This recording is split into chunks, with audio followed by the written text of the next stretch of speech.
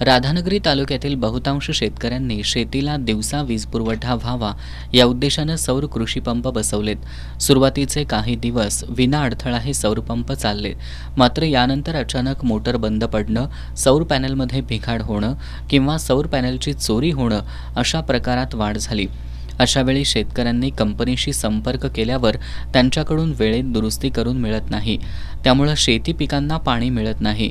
Solar pump अथवा मोटारमध्ये बिघाड झाल्यास संबंधित कंपन्यांना वारंवार फोन करूनही शेतकऱ्यांना समाधानकारक उत्तरं मिळत नाहीत. तांत्रिक सेवा त्वरित मिळणं अपेक्षित असतानाही दिवसेंदिवस तक्रारी प्रलंबित राहत आहेत. परिणामी शेतकऱ्यांची शेतीची कामं खोळंबतात.